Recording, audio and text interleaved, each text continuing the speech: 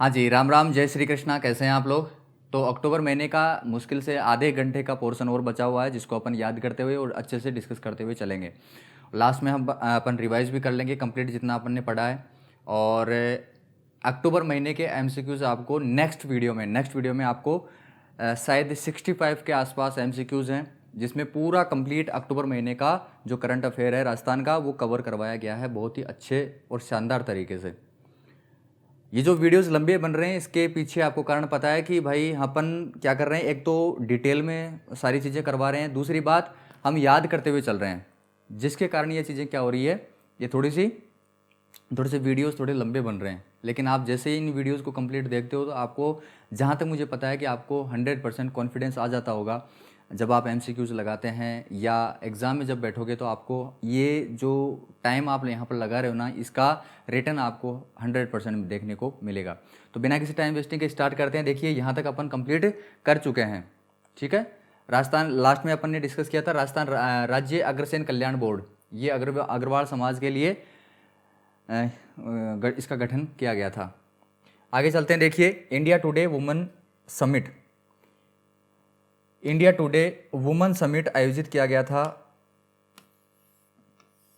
और इस समिट में अवार्ड भी दिए गए थे, पुरस्कार भी दिए गए थे। तो अच्छा, ये कब आयोजित हुआ था? ये 26 अक्टूबर 2023 को। कहाँ पर? जयपुर के अंदर। और राज्यपाल कलराज मिश्र जी ने विभिन्न क्षेत्रों की 10 प्रभावशाली महिलाओं को सम्मानित किया है पुरस्कार देकर। 10 महिलाओं को पुरस्कार दिए गए हैं जो कि अपने अपने फील्ड में टॉप पर हैं या शीर्ष पर हैं। ये 10 महिलाएं आपको सामने यहाँ पर दिख रही होंगी। इनको एक एक को अपन डिस्कस करते हुए चलते हैं, याद करते हुए भी चलते हैं। देखिए, इंडिया टुडे अवार्ड से सम्मानित महिलाएं, पहली है अपनी कौन? तारा अहलूवालिया। इनको समाज सेवा के अंदर पुरस्कार दिया गया है। तारा अहलूवालिया को समाज सेवा के अंदर पुरस्कार दिया गया है। आगे है भारतीय घुड़सवारी एथलीट, कौन? दिव्य कीर्ति। देखो, आपको यहां पर कंफ्यूजन होता होगा कि दो नाम हैं, एक तो है दिव्य कीर्ति, एक तो नाम है दिव्य कीर्ति, और एक है दिव्यांश सिंह पंवार। ये दो नाम आपको यहां पर कंफ्यूज करते होंगे कि ये कौन से खेल से संबंधित है। देखो कैसे याद रखोगे। देखो, पहली बात तो इनको देख लो कि ये कौन से खेल से संबंधित है। दिव्य कीर्ति सिंह है अपने घुड़सवारी से संबंधित है, और दिव्यांश सिंह पंवार अपने निशानेबाजी से संबंधित है। याद कैसे करोगे? देखो, कंफ्यूजन क्यों होता है, इसका कारण यह है कि भाई यहां पर भी दिव्य है और यहां पर भी दिव्य है, इसलिए कंफ्यूजन ज्यादा पैदा हो जाता है कि कौन सा घुड़सवारी से संबंधित है और कौन सा निशानेबाजी से संबंधित है। तो देखो भाई, जो घुड़सवारी करते हैं, पहले के ज़माने में जो घुड़सवारी किया करते थे, वो ही लोग किया करते थे घुड़सवारी जिनकी कीर्ति ज़्यादा हुआ करती थी, जो लोग फेमस लोग हुआ करते थे, वही लोग घुड़सवारी किया करते थे। अदरवाइज जो लोग आम जनता थी, वो आम जनता पैदल चला करती थी। ऐसे आप याद रख सकते हो, और ये बात सच भी है। घुड़सवारी केवल वही लोग करते थे जो उच्च दर्जे के लोग हुआ करते थे। तो जिनकी कीर्ति अच्छी हुआ करती थी, वो घुड़सवारी किया करते थे। और जब निशाना लगाया जाता है, तो देखो, इसको मैं एक बार में दिव्य प्लस अंश, ऐसे अगर इसका संधि विच्छेद कर दूं तो ऐसा होगा, दिव्य प्लस अंश। अंश का मतलब होता है पार्ट या टुकड़ा। तो जब निशानेबाजी की जाती है और जब निशाना चूक जाता है, तो मुश्किल से कोई अंश भर ही फर्क आता है। जब निशाना चूकता है तो अंश भर का, रत्ती भर का फर्क आता है। ऐसे नहीं कि मतलब निशाना इधर लगा रहे और तीर जा रहा है उधर, ऐसे नहीं होता है। निशानेबाजी में ये तो होता है ना, हल्का फुल्का, जैसे 1 सेंटीमीटर या mm, ऐसे फर्क आता है। तो अंश से याद रख लेना अपनी निशानेबाजी, और कीर्ति से याद रख लेना घुड़सवारी। तो दिव्यांश सिंह हो जाते हैं निशानेबाजी से, और दिव्य कीर्ति से याद रख लेना घुड़सवारी। ऐसे आप कंफ्यूज होने से बच सकते हैं। ओके, तो पहले हैं तारा अहलुवालिया, जिनको समाज सेवा के अंदर पुरस्कार दिया गया है, और भारतीय घुड़सवारी में पुरस्कार दिया गया है, भारतीय घुड़सवारी एथलीट में पुरस्कार दिया गया किसको? दिव्य कीर्ति को। ठीक है, ये खेल से संबंधित है, अभी मैंने आपको बता दिया दिव्य कीर्ति सिंह। अच्छा, एक चीज़ और याद रखना, ये जो दिव्य कीर्ति और दिव्यांश सिंह पंवार, ये दोनों ही जयपुर से संबंधित हैं, दोनों ही जयपुर के रहने वाले हैं, इसलिए थोड़ा सा ये कन्फ्यूजन ज़्यादा हो जाता है। अब तो याद आपको हो जाएगा। संतोष देवी ये शेखावटी की, अपने सीकर की रहने वाली हैं, और इन्होंने भाई साहब खेती में बहुत ही ज़्यादा इनोवेशन किए हैं, बहुत ही तगड़े तगड़े लेवल के नवाचार किए हैं संतोष देवी ने, जबकि ये 5वीं फेल है, ये 5वीं फेल है भाई साहब। और देखो हर साल इनको पुरस्कार मिलता है, और आप अगर सीकर से बिलोंग करते हैं या सीकर या आसपास के डिस्ट्रिक्ट से बिलोंग करते हैं तो आप इनके एक बार फार्म पे जाके देखना, कितना भयंकर सिस्टम इन्होंने बना रखा है, और ये तगड़े पैसे कमाती हैं। तो संतोष देवी हैं खेती से संबंधित। राजसमंद के पिपलांतरी गांव में 18 वर्षों से नवाचार कार्य कर रही है कौन? अनीता पालीवाल। तो अनीता पालीवाल को पर्यावरण संरक्षण के लिए पुरस्कार दिया गया है। अनीता पालीवाल पर्यावरण संरक्षण।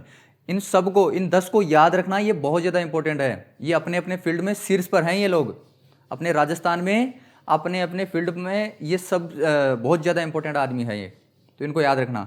तो अनीता पालीवाल ये राजसमंद की हैं। अनीता पालीवाल कहाँ की हैं? राजसमंद के हैं, और इनको पर्यावरण संरक्षण के अंदर इस फील्ड में इनको क्या मिला है? पुरस्कार मिला है। संतोष देवी को खेती के अंदर पुरस्कार मिला है, एग्रीकल्चर के अंदर। भारतीय घुड़सवारी में दिव्य कीर्ति सिंह, ओके, और तारा अहलुवालिया को समाज सेवा के अंदर पुरस्कार मिला है। आगे देखिए, प्रीति चंद्रा को उत्कृष्ट प्रशासनिक सेवा, ये IAS ऑफिसर है शायद। प्रीति चंद्रा को उत्कृष्ट प्रशासनिक सेवा के लिए पुरस्कार दिया गया है। नीरू यादव को ग्रामीण विकास के लिए पुरस्कार दिया गया है, और डॉक्टर कृति भारती को बाल विवाह रोकथाम के लिए पुरस्कार दिया गया है। ये कृति भारती का तो आपको पता ही होगा कि भाई लगभग ये 1500 से ज्यादा बाल विवाह रुकवा चुकी हैं। कृति भारती 1500 से ज्यादा बाल विवाह रोक चुकी हैं। 1500 से ज़्यादा जिंदगियां इन्होंने बचा ली है। मतलब मर तो कौन जाता है, लेकिन एक तरीके से क्या होता है कि आदमी जब कम उम्र में शादीशुदा हो जाता है तो उसके बाद में क्या होता है कि उसका जो शारीरिक और मानसिक विकास है वो रुक जाता है। तो इन्होंने 1500 से ज़्यादा बाल विवाह रुकवा दिए हैं सक्सेसफुली। कृति भारती याद रखना, ठीक है। आगे है डॉक्टर मेवा भारती, इनको श्रमिक महिला अधिकार के अंदर पुरस्कार दिया गया है। आगे देखिए, मोनिका जांगिड़ को दिव्यांग बच्चों के लिए कार्य करने के लिए इस फील्ड में इनको क्या मिला है? पुरस्कार मिला है। वसुंधरा चौहान जी को अदम्य साहस के लिए पुरस्कार दिया गया है। वसुंधरा चौहान जी की घटना आपको पता होनी चाहिए कि एक बार पुलिस वाले क्या कर रहे थे, किसी अपराधी को लेके जा रहे थे। उस टाइम पे क्या हुआ था कि उन अपराधियों को छुड़ाने के लिए कुछ हथियारबंद लोग बस के अंदर चढ़ गए थे और इनको छुड़ाने की कोशिश कर रहे थे, लेकिन वहीं पर कौन थे? वसुंधरा जी चौहान। इन्होंने भाई साहब अपने अदम्य साहस से उन अपराधियों को छुड़ाने से रोक लिया और जो बस के अंदर चढ़े थे उनकी भयंकर तरीके से धुलाई की थी। तो उस चीज़ के लिए इस साहस के लिए वसुंधरा चौहान जी को अदम्य साहस के लिए पुरस्कार दिया गया है। मोनिका जांगिड़ को दिव्यांग बच्चों के लिए कार्य करने के लिए पुरस्कार दिया गया है। मेवा भारती को श्रमिक महिला अधिकार के लिए पुरस्कार दिया गया है। कृति भारती को बाल विवाह रोकथाम के लिए पुरस्कार दिया गया है। नीरू यादव को ग्रामीण विकास के लिए पुरस्कार दिया गया है। और प्रीति चंद्रा इनको उत्कृष्ट प्रशासनिक सेवा के लिए पुरस्कार दिया गया है। तारा अहलुवालिया को समाज सेवा के लिए पुरस्कार। भारतीय घुड़सवारी एथलीट में दिव्य कीर्ति को पुरस्कार दिया गया है। संतोष देवी को खेती के लिए पुरस्कार, एग्रीकल्चर में इनोवेशन नवाचार करने के लिए दिया गया है। राजसमंद के पिपलांतरी गांव में 18 वर्षों से नवाचार कर रही हैं। कौन से फील्ड में? पर्यावरण संरक्षण में। तो पर्यावरण संरक्षण में अनीता पालीवाल जी को पुरस्कार दिया गया है। ये पुरस्कार कहाँ पर दिए गए थे? जयपुर में दिए गए थे। कौन से पुरस्कार थे ये? इंडिया टुडे वुमेन समिट और पुरस्कार अवार्ड समारोह। किनके द्वारा दिया गया था? हमारे राज्यपाल कलराज मिश्र जी के द्वारा। ओके, अगला देखिए स्वतः योजना। मुख्यमंत्री अशोक गहलोत जी की जो सरकार थी, कांग्रेस सरकार थी, बहुत ही गजब की योजना यहाँ पर चालू करके गई थी ये। इस योजना में क्या होता है कि जितने भी पात्र जो नागरिक हैं हमारे राजस्थान के, जितने भी जो पात्र किसी योजना के लिए जो पात्र हैं, क्वालिफाइड हैं, उनको स्वतः ही ऑटोमेटिकली वो उस सुविधा का, उस योजना का लाभ मिल जाएगा। आपको कहीं पर भी ई मित्र पे जाके उसको अप्लाई करने की ज़रूरत नहीं है, कोई एक्स्ट्रा पैसे देने की ज़रूरत नहीं है। कंप्लीटली ये क्या होगा, स्वतः रियल टाइम पे ऑटोमेटिक डिलीवरी की जाएगी योजनाओं की। आपको अब ये ढूंढने की ज़रूरत नहीं पड़ेगी कि भाई ई मित्र वाले के पास जाकर ये बोलें कि भाई एक बार देखना दे कि मेरे लिए कोई योजना हो तो बताना दे। अब ऐसा करने की कोई ज़रूरत नहीं है। जो भी पात्र होंगे, जो भी क्वालिफाइड बंदे होंगे, नागरिक होंगे हमारे राजस्थान के, उनको जितनी योजनाएं मिलनी चाहिए वो सारी योजनाएं, उन योजनाओं का लाभ उनको ऑटोमेटिकली मिल जाएगा। किस योजना के तहत? स्वतः योजना के तहत। ठीक है, ये क्या है? ये जो योजना है ये real time auto service delivery system है। एक तरीके से क्या है? Real time auto service delivery system है। इसमें ऑटोमेटिकली क्या होगा, जो भी क्वालिफाइड बंदे होंगे उनको उस योजना का लाभ दे दिया जाएगा। जैसे बेरोजगारी का भत्ता मिलना चाहिए, तो अब क्या होगा, जो बेरोजगार लोग हैं उनको ऑटोमेटिकली उनके खाते में पैसे आ जाएंगे, और कुछ शर्तें, नियम, वो शर्तें जो भी हैं थोड़ी बहुत लागू होंगी उसमें, है ना। लेकिन इतना जो पहले भागदौड़ हुआ करती थी वो भागदौड़ अब नहीं होने वाली थी। लेकिन कांग्रेस सरकार को हमने इज्जत नहीं दी, उनको नकार दिया, जातिवाद में हम फंस गए, जिसके चलते हो सकता है कि ये जो योजना है बंद भी हो जाए, है ना। ये 5 साल के लिए, 5 साल में जितनी भी जो योजनाएं लागू हैं उन योजनाओं को ऑटोमेटिकली डिलीवर करने का काम इसमें किया जाएगा। आमजन को योजनाओं और सेवाओं का त्वरित लाभ पहुंचाने के उद्देश्य से इसकी शुरुआत की गई थी। साथ ही साथ सूचना प्रौद्योगिकी और संचार विभाग के द्वारा ये योजना चलाई जा रही है। सूचना प्रौद्योगिकी और संचार विभाग के द्वारा प्रदेशवासियों के जन आधार डेटाबेस का प्रयोग किया जाएगा, ना कि आधार कार्ड का। समझ रहे हो इस बात को? आधार कार्ड का प्रयोग नहीं किया जाएगा, आधार कार्ड का प्रयोग नहीं किया जाएगा। याद रखना, जन आधार का जो डेटाबेस है, जन आधार की जो इन्फॉर्मेशन है, इसी इन्फॉर्मेशन के आधार पे योजनाओं का लाभ दिया जाएगा नागरिकों को। चलें आगे। स्वतः, इसमें पात्र नागरिकों को आवेदन किए बिना ही विभिन्न विभागों की जन कल्याणकारी योजनाओं का लाभ घर बैठे स्वतः ही मिल सकेगा। 5 वर्ष के लिए 14 विभागों की संचालित की जा रही योजनाओं का लाभ, कितनी योजनाएं हैं? 79 योजनाओं का लाभ घर बैठे बिना किसी आवेदन के ऑटोमेटिकली मिलने लग जाएगा स्वतः योजना के तहत। समझ रहे हो कि इस बात को? बहुत इंपॉर्टेंट योजना है ये स्वतः योजना। एग्ज़ाम की दृष्टि से मेंस एग्ज़ाम, जो आरएस मेंस का एग्ज़ाम होता है, उसमें इसके बारे में पूछा जा सकता है। स्वतः योजना ये ऑटो सर्विस डिलीवरी सिस्टम है, real time auto service delivery system है। इसमें ऑटोमेटिकली राजस्थान के नागरिकों को, जो भी पात्र हैं, जो भी क्वालिफाइड हैं, उनको घर बैठे बिना किसी आवेदन के क्या मिलेगा? योजनाओं का लाभ मिलेगा। 14 विभागों की जो 14 डिपार्टमेंट हैं, इन 14 डिपार्टमेंटों की 79 जो स्कीम चल रही हैं, इन स्कीम का लाभ दिया जाएगा। आगे देखिए, प्राकृत भाषा एवं साहित्य अकादमी का जो की स्थापना है, इस स्थापना के लिए अनुमति मिल चुकी है, स्थापना की स्वीकृति मिल चुकी है। किसके द्वारा? राज्य मंत्रिमंडल के द्वारा। और विधान और मेमोरेंडम ऑफ एसोसिएशन, इसकी स्थापना का जो मेमोरेंडम है, इस मेमोरेंडम का जो अनुमोदन है, जो स्वीकृति है, ये स्वीकृति कब मिली है? 1 अक्टूबर 2023 को। क्या लाभ होगा इस साहित्य अकादमी को की स्थापना करने से? क्या लाभ होगा? जैन भाषा के साहित्यों को संरक्षण दिया जाएगा। प्राकृत भाषा के जो उच्च स्तरीय ग्रंथ हैं, पांडुलिपि हैं, साहित्य कोश हैं, शब्दावली हैं, इन सभी की निर्देशिका तैयार की जाएगी। प्राकृत भाषा के उच्च स्तरीय ग्रंथ, पांडुलिपि, साहित्य कोश, शब्दावली आदि की क्या की जाएगी? निर्देशिका तैयार की जाएगी। तो ये थी प्राकृत भाषा और साहित्य अकादमी। इसमें इंपॉर्टेंट बात जो याद रखने वाली चीज़ है वो ये है कि 1 अक्टूबर 2023 को स्वीकृति मिल चुकी है इसकी स्थापना करने के लिए। स्वीकृति किसके द्वारा? राज्य मंत्रिमंडल के द्वारा। इसके लाभ क्या हैं? मेंस की दृष्टि से इसके लाभ क्या हैं कि जैन भाषा के साहित्य को एक तो संरक्षण मिलेगा, साथ ही साथ जो पांडुलिपि, साहित्य ग्रंथ वगैरह जो हैं इन सब की क्या की जाएगी? निर्देशिका तैयार की जाएगी। प्राकृत भाषा के जो उच्च स्तरीय ग्रंथ है, पांडुलिपि हैं, साहित्य कोश हैं, शब्दावली हैं, इन सब की क्या की जाएगी? निर्देशिका तैयार की जाएगी। ओके, आगे चलें। सोलर प्रोजेक्ट के लिए भूमि का आवंटन किया गया है। सोलर प्रोजेक्ट के लिए भूमि का आवंटन किया गया है, भूमि दी गई है। कौन सी कंपनी को? एनटीपीसी को। एनटीपीसी रिन्यूएबल एनर्जी लिमिटेड ये जो कंपनी है, इस कंपनी को जमीन दी गई है। कहाँ पर? जोधपुर के भड़ला में।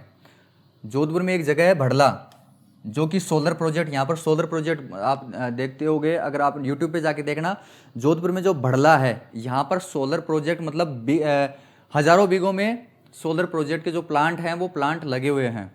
तो यहीं पर क्या है कि 500 मेगावाट सोलर प्रोजेक्ट लगाने के लिए ये जो एनटीपीसी कंपनी है, इस एनटीपीसी कंपनी को क्या किया गया है? भूमि का आवंटन किया गया है। बस इतना सा याद रखना। प्रश्न ऐसे पूछा जा सकता है कि भाई जोधपुर के भड़ला में कौन सी कंपनी को 500 मेगावाट सोलर प्रोजेक्ट लगाने के लिए जमीन दी गई है या भूमि का आवंटन किया गया है? तो कौन सी कंपनी को दिया गया है? एनटीपीसी रिन्यूएबल एनर्जी लिमिटेड को। साथ ही साथ बीकानेर के कालासर और जोगनाथ नगर, बीकानेर में 2 जगह हैं, कालासर और जोगनाथ नगर, इसमें 370 मेगावाट सोलर प्रोजेक्ट लगाने के लिए इसी कंपनी को क्या किया गया है? भूमि का आवंटन किया गया है। बस इतना सा याद रखना। प्रश्न वही बात, प्रश्न ऐसे पूछा जा सकता है कि भाई बीकानेर के कालासर और जोगनाथ नगर में 370 मेगावाट सोलर प्रोजेक्ट लगाने के लिए कौन सी कंपनी को भूमि का आवंटन किया गया है हाल ही के अंदर? हाल ही में कौन सी कंपनी को भूमि दी गई है? तो वो है NTPC renewable energy limited. Messrs NTPC renewable energy limited. कहाँ पर जमीन दी गई है? एक तो जोधपुर के भड़ला में और दूसरा बीकानेर के कालासर और जोगनाथ नगर में। चलें आगे देखिए। त्रिशक्ति, तीनों शक्तियाँ, एयरफोर्स, इंडियन आर्मी और नेवी, इन तीनों के द्वारा एक अभियान चलाया गया। कहाँ पर? थार के मरुस्थल में। इस अभियान का उद्देश्य क्या था? तीनों सेनाओं के बीच में अंतर सेवा समन्वय, कहने का मतलब तीनों मिलकर किस तरीके से काम करेगी, इस चीज़ को बढ़ावा देने के लिए तीनों सेनाओं के द्वारा थार के मरुस्थल में एक अभियान चलाया गया था। ओके, क्या नाम था इसका? त्रिशक्ति बहुआयामी अभियान। चलें, इसमें ज़्यादा इंपॉर्टेंट चीज़ थी नहीं, बस इतना से याद रखना कि कहाँ पर आयोजित किया गया था ये? थार के मरुस्थल में। इतना सा प्रश्न बन सकता है कि हाल ही में हमारी भारत देश की तीनों सेनाओं के द्वारा त्रिशक्ति बहुआयामी जो अभियान है वो कहाँ पर चलाया गया? तो ऑप्शन में दे सकता है कि अरावली की पहाड़ियों में चलाया गया, थार के मरुस्थल में चलाया गया, या हाड़ौती के पठार के अंदर चलाया गया, है ना? तो आपको क्या आंसर देना है वहाँ पर? थार का मरुस्थल। चलिए आगे देखिए। आनंद स्वरूप ये क्या है? इंडियन रेवेन्यू सर्विस के अंदर ऑफिसर हैं। आनंद स्वरूप IRS ऑफिसर हैं ये। इनको हाल ही में क्या किया गया? DORIEO ये डायरेक्टरेट है, इसके अंदर इनको क्या किया गया है? इनको महानिदेशक बनाया गया है, IRS आनंद स्वरूप जी को। देखो, पहले याद रखना कि पहले एक विभाग हुआ करता था, राज्य राजस्व खुफिया महानिदेशालय। इसी विभाग का नाम चेंज कर दिया गया है। क्या नाम चेंज हो गया है? देखो, राजस्व खुफिया और आर्थिक अपराधों का महानिदेशालय। याद रखना, ये ऐसे प्रश्न पूछा जा सकता है कि राज्य राजस्व खुफिया महानिदेशालय का नया नाम या नया इसका जो गठन किया गया है वो किस नाम से किया गया है? तो वो है राजस्व खुफिया और आर्थिक अपराधों का महानिदेशालय, DORIEO, directorate of revenue intelligence and economic offences. आर्थिक अपराध और राजस्व खुफिया का महानिदेशालय। पहले क्या था ये? पहले ओनली राज्य राजस्व खुफिया महानिदेशालय था, लेकिन अब आर्थिक अपराध इसके अंदर और इंक्लूड कर दिए गए हैं। ठीक है, तो ये जो विभाग है, इस विभाग का जो महानिदेशक है वो महानिदेशक किसको बनाया गया है? आनंद स्वरूप जी को बनाया गया है। आनंद स्वरूप जी को बनाया गया है, याद रखना। कार्य क्या होगा इसका? राजस्व जो संसाधन है, राजस्व संसाधन का मतलब जैसे जहां से सरकार को पैसा मिलता है, जहां से सरकार पैसा कमाती है, तो वहां की जो जमीनें हैं, है ना, जमीनों पर कोई अवैध कब्जा कर ले या रियल एस्टेट में धोखाधड़ी कर ले या अनियमितता कर ले, मतलब कोई भी इरेगुलरिटी वहां पर कर दे, बैंक में बीमा या जमा पूंजी संबंधी कोई कार्य में धोखाधड़ी कर ले या अनियमितता करने या झूठा दिवालियापन घोषित कर ले। जैसे मान लो मैं पैसे ले लूँ 500 करोड़ रुपए, 500 करोड़ तो देंगे नहीं मेरे को बैंक वाले, मान लो मेरे को 15 लाख रुपए दे देते हैं और मैं ज़बरदस्ती अपने आप को क्या घोषित करवा लूँ? दिवालिया घोषित करवा लूँ। तो दिवालिया घोषित करवाने के बाद में सारा लोन माफ़ हो जाता है, लेकिन आपकी जो पर्चे हैं वो पर्चे बैंक के अंदर भी छप जाते हैं, पूरे गाँव के अंदर भी डिस्ट्रीब्यूट हो जाते हैं, आपकी जो इज्जत है वो धूमिल कर दी जाती है, बिगाड़ दी जाती है। लेकिन कई लोग ऐसे होते हैं, जैसे मान लो मैं सोच लूँ कि भाई मेरे को तो इज्जत का कोई मतलब नहीं है, मैं इज्जत से कोई लेना देना ही नहीं रखता, मेरे को बस जो 15 लाख रुपए खाने थे वो खा गया, तो ऐसे कई लोग करने वाले होते हैं। तो जो ज़बरदस्ती झूठ मूठ का जो दिवालियापन घोषित करवा लेते हैं अपने आप को, उनके खिलाफ भी कार्रवाई करने का काम इसी का होता है। फर्जी कंपनियों का जो गठन कर लेते हैं, पैसे लूट लेते हैं जनता से, जैसे बहुत सारे पास्ट के अंदर भूतकाल में बहुत सी ऐसी कंपनियां आई जो कि लोगों को सपना दिखा दिखा के, अभी सीकर में भी एक कांड हुआ था, आपको पता होना चाहिए। तो सीकर में भी जिस तरीके से जो फर्जी कंपनियां बना लेते हैं और फिर जनता से पैसे लेके भाग जाते हैं, तो उनके खिलाफ भी काम करने का काम जो है, इनके खिलाफ काम करने का जो मेन जिम्मेदारी है वो भी इसी की होती है। सरकारी साख समितियों के कार्य में धोखाधड़ी करता है ना, तो ऐसे में काम करने का जो मुख्य जिम्मेदारी है वो किसकी है? राजस्व खुफिया और आर्थिक अपराधों का महानिदेशालय। इसका जो महानिदेशक है वो किसको बनाया गया है? ये याद रखना, आनंद स्वरूप जी को। आनंद स्वरूप जी को इसका महानिदेशक बनाया गया है।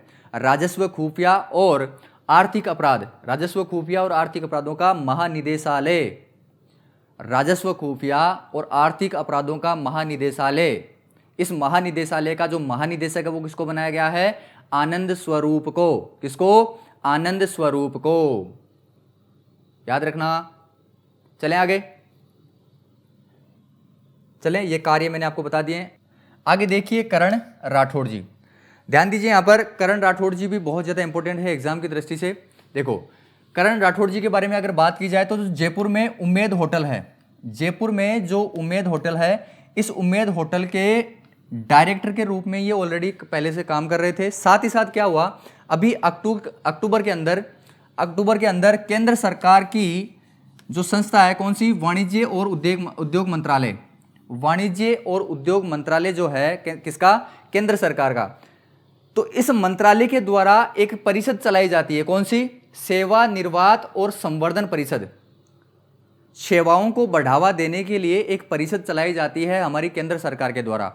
केंद्र सरकार के कौन से विभाग के द्वारा? वाणिज्य और उद्योग मंत्रालय के द्वारा एक परिषद चलाई जाती है। उस परिषद का नाम क्या है? सेवा निर्वात संवर्धन परिषद, SEPC, service export promotion council, service export promotion council. सेवाओं का जो निर्यात किया जाता है हमारी कंट्री से बाहर, तो इस निर्यात को बढ़ावा देने के लिए ये परिषद चलाई जाती है। तो इस परिषद का अध्यक्ष इनको नियुक्त कर दिया गया है। किनको? करण राठौड़ जी को। करण राठौड़ जी ऑलरेडी जयपुर की जो उम्मेद होटल है, इस उम्मेद होटल के क्या थे? निदेशक थे। साथ ही साथ अभी क्या किया गया, अक्टूबर 2023 में हमारी केंद्र सरकार का जो वाणिज्य और उद्योग मंत्रालय है, इस उद्योग मंत्रालय के द्वारा एक परिषद चलाई जाती है। कौन सी परिषद? सेवा निर्वात संवर्धन परिषद, सर्विस एक्सपोर्ट प्रमोशन काउंसिल। तो इस प्रमोशनल काउंसिल का अध्यक्ष इनको बना दिया गया है। किनको? करण राठौड़ जी को। ओके, सितंबर 2021 तक ये क्या थे, सेवानिवृत्त संवर्धन जो परिषद है, इस परिषद के उपाध्यक्ष भी रह चुके हैं। आगे देखिए, ये अजमेर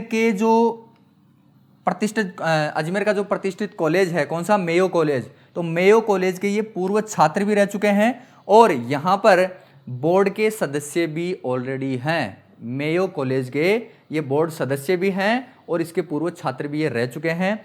राजस्थान सरकार में पर्यटन के लिए सलाहकार समिति में भी इनका बहुत अच्छा खासा योगदान रहा है। सेवानिवृत्त संवर्धन के लिए नोडल जो संगठन होता है वो कौन सा होता है, SEPC। कहना ये चाहता है कि सेवाओं का जब निर्यात किया जाता है तो इस निर्यात को बढ़ावा देने के लिए जो नोडल संगठन होता है, जो कंट्रोलिंग जो ऑर्गेनाइजेशन होता है, वो ऑर्गेनाइजेशन कौन सा होता है, SEPC सेम यही चीज़ है, सर्विस एक्सपोर्ट प्रमोशन काउंसिल। समझ में आया क्या? सिंपल सी बात यही है कि करण राठौड़ जी पहले जयपुर के उम्मेद होटल के डायरेक्टर थे। साथ ही साथ अभी अक्टूबर 2023 में क्या हुआ, केंद्र सरकार का जो वाणिज्य और उद्योग मंत्रालय है, इस उद्योग मंत्रालय के द्वारा एक परिषद चलाई जाती है। उस परिषद का नाम क्या है, सेवानिवृत्त संवर्धन परिषद, service export promotion council.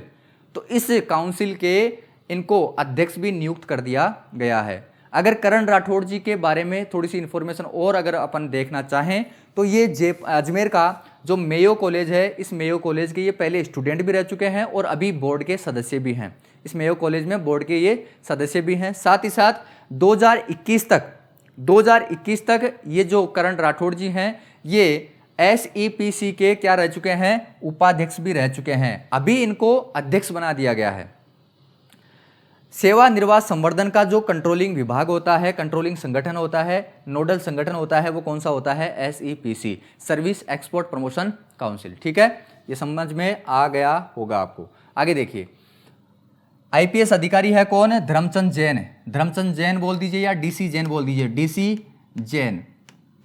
DC Jain ji को अभी क्या किया गया है, CBI का विशेष निदेशक नियुक्त किया गया है। CBI, central bureau of investigation, CBI का विशेष निदेशक इनको बना दिया गया है, इनको नियुक्त कर दिया गया है। यह है अपने DC जैन, है ना, IPS अधिकारी हैं ये। 1991 बैच IPS का जो IAS का जो बैच था,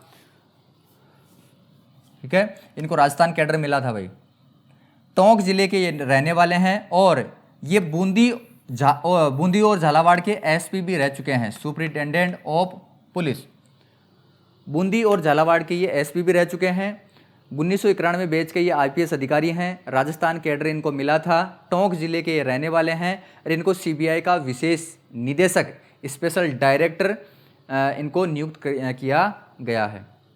नियुक्ति किसके द्वारा की गई है, केंद्रीय मंत्रिमंडल के द्वारा। केंद्रीय मंत्रिमंडल की जो नियुक्ति समिति होती है, इसके द्वारा इनका जो नियुक्ति है वो की गई है। पहले ये CBI के एडिशनल डायरेक्टर हुआ करते थे। इससे पहले, अभी तो इनको क्या बनाया गया है, विशेष निदेशक।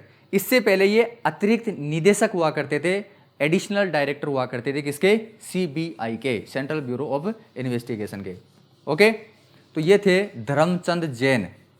धर्मचंद जैन या DC जैन। कहाँ के रहने वाले हैं ये, टोंक के रहने वाले हैं। ये IPS अधिकारी हैं, कौन से बैच के, 1991 बैच के। राजस्थान कैडर इनको मिला था। इनको अभी CBI का विशेष निदेशक इनको नियुक्त किया गया है। नियुक्ति किसके द्वारा की गई है, हमारा जो केंद्रीय मंत्रिमंडल है, केंद्रीय मंत्रिमंडल की जो नियुक्ति समिति है, इसके द्वारा ये नियुक्ति की गई है। ओके, ये पहले CBI के एडिशनल डायरेक्टर या अतिरिक्त निदेशक के रूप में काम कर चुके हैं। आगे देखिए, आगे है माटी का लाल बाबूसा। ये क्या है, एक पुस्तक है। माटी का लाल ये जो उपनाम है, ये उपनाम किनका है बताओ। देखे, ये उपनाम है भैरू सिंह जी शेखावत का। भैरू सिंह जी शेखावत जो कि खाचरियावास सीकर के रहने वाले थे। सीकर खाचरियावास के रहने वाले थे। भारत के पूर्व ये उपराष्ट्रपति भी रह चुके हैं और राजस्थान के ये पूर्व मुख्यमंत्री भी रह चुके हैं। बीजेपी, भारतीय जनता पार्टी से ये संबंधित थे। राजस्थान के पूर्व मुख्यमंत्री और ये उपराष्ट्रपति ये रह चुके हैं। भैरव सिंह शेखावत जी की जीवनी के ऊपर एक पुस्तक लिखी गई है। उस पुस्तक का नाम है माटी का लाल बाबोसा। माटी का लाल बाबोसा, हालांकि ये उपनाम भी इन्हीं का यही था और इसी उपनाम के नाम पर एक पुस्तक लिखी गई है कि इनके द्वारा वरिष्ठ पत्रकार है, सीनियर जर्नलिस्ट हैं जितेंद्र सिंह शेखावत। जितेंद्र सिंह शेखावत जी के द्वारा ये पुस्तक लिखी गई है। तो लेखक याद रखना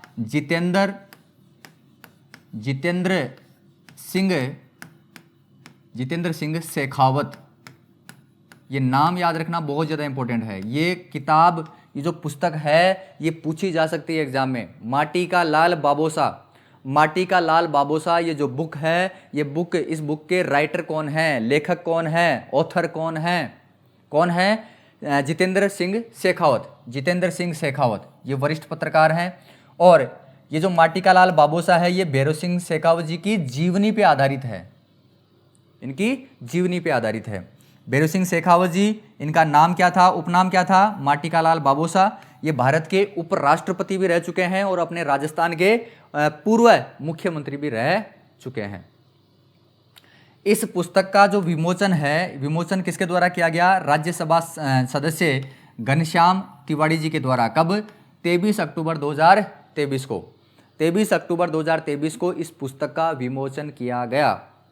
माटी का लाल बाबोसा। चलें आगे देखिए, सुंदर सिंह गुर्जर ये करौली राजस्थान के रहने वाले हैं और इनको एशियन पैरा खेल 2022 की F46 स्पर्धा, एशियन पैरा खेल मतलब विकलांगों की जो ये स्पर्धा होती है, कंपटीशन होती है, एशियन पैरा खेल 2022, इसमें F46 कंपटीशन ये एक कैटेगरी है।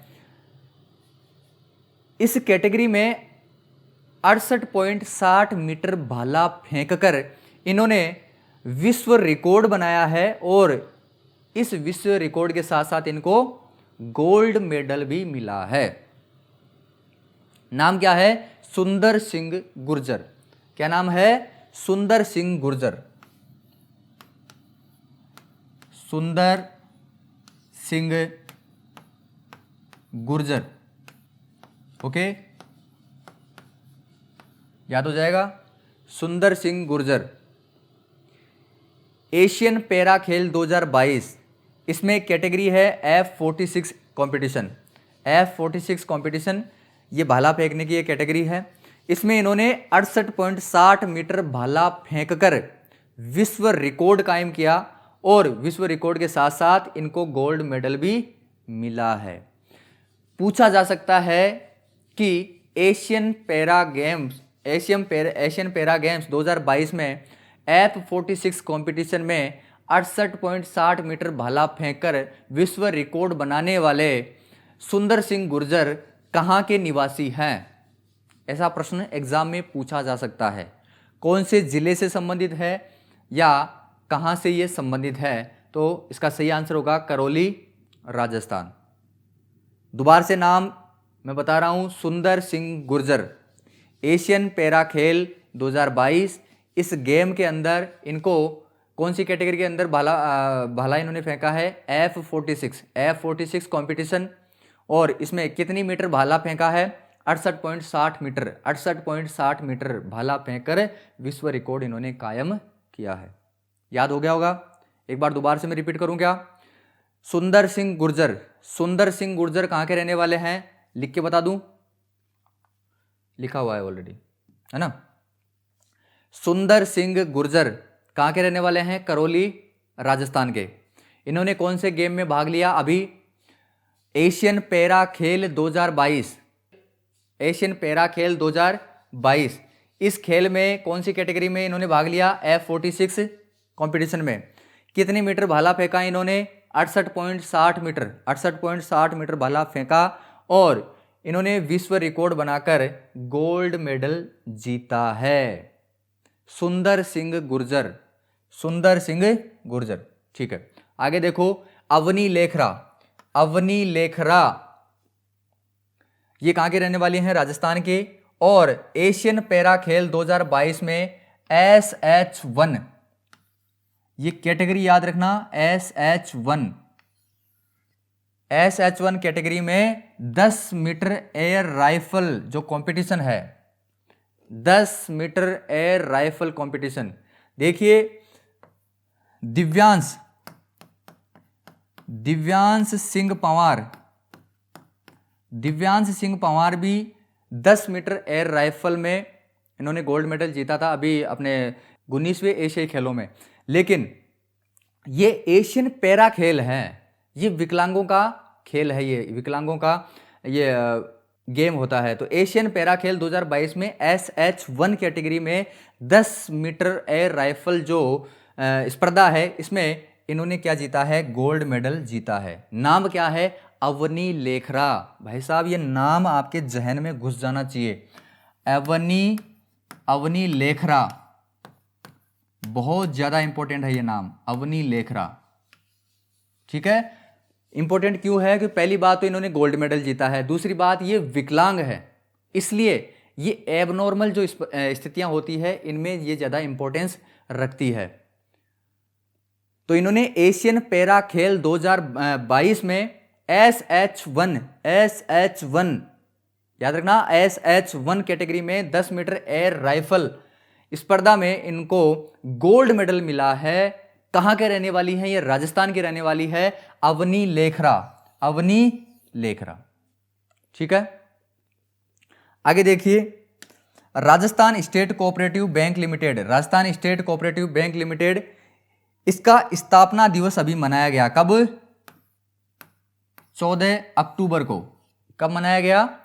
14 अक्टूबर को। Rajasthan cooperative bank limited, Rajasthan state cooperative bank limited, इसका स्थापना दिवस मनाया गया 14 अक्टूबर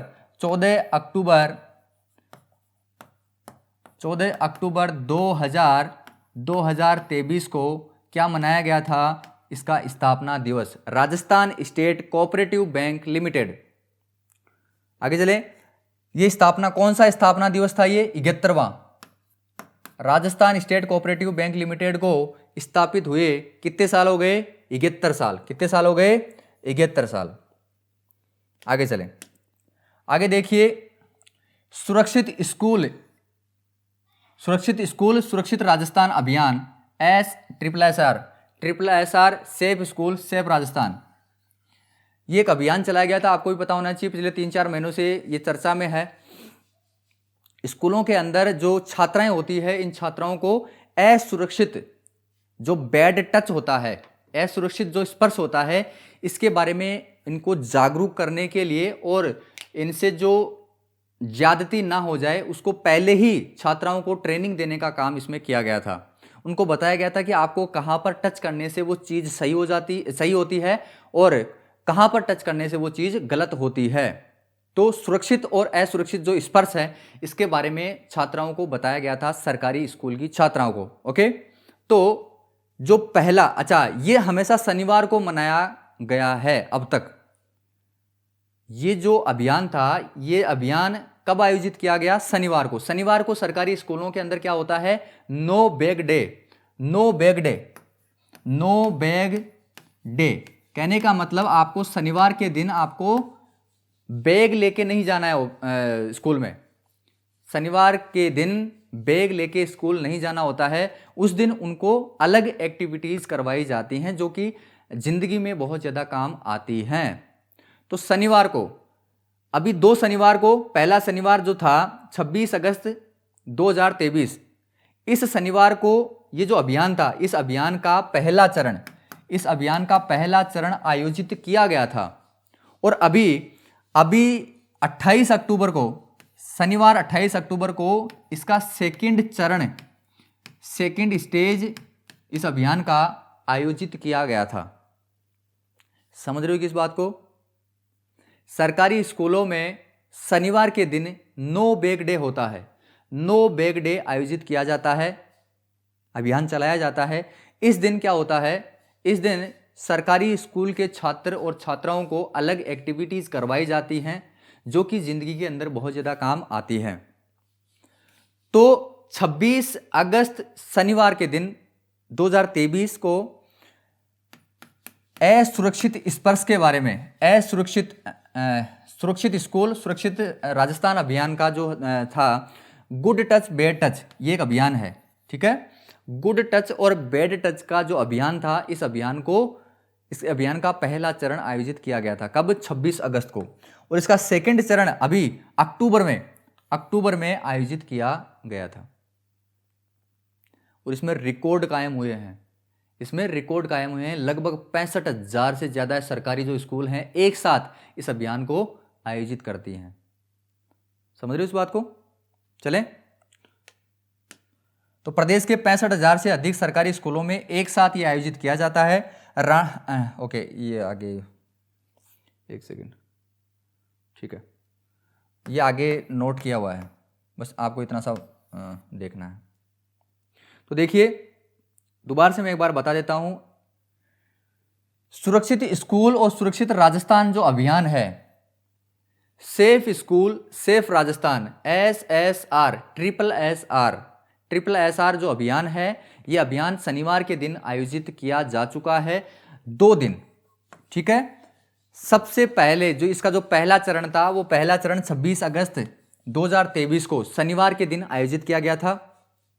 इसका जो सेकंड चरण है अभी अक्टूबर के अंदर आयोजित किया गया, 28 अक्टूबर को। दोनों तारीख आपको याद रखनी है, 26 अगस्त 28 अक्टूबर, 26 अगस्त और 28 अक्टूबर, 26 अगस्त और 28 अक्टूबर याद रखनी है। 26 अगस्त और 28 अक्टूबर को सेफ स्कूल सेफ राजस्थान जो अभियान है इसको आयोजित किया गया। 26 अगस्त को पहला चरण आयोजित किया गया और 28 अक्टूबर को दूसरा चरण आयोजित किया गया। इन दोनों ही चरणों में लगभग 65,000 से अधिक सरकारी स्कूलों में एक साथ सिखाया गया कि गुड टच क्या होता है और बैड टच क्या होता है, सुरक्षित स्पर्श क्या होता है और असुरक्षित स्पर्श क्या होता है।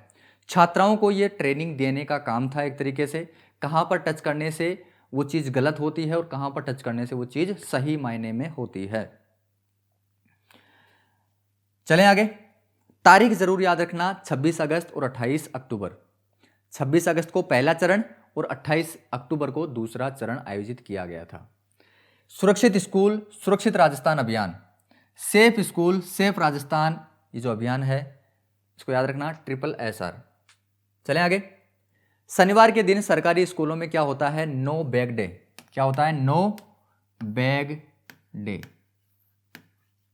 इस दिन बैग नहीं ले जाना होता है। अब देखो, 3 पैनोरमा और बनाने की घोषणा हमारे गहलोत जी के द्वारा, हमारे मुख्यमंत्री जी के द्वारा घोषित किए गए थे। कौन कौन से? राणा पूंजा पैनोरमा, कहां पर? उदयपुर में।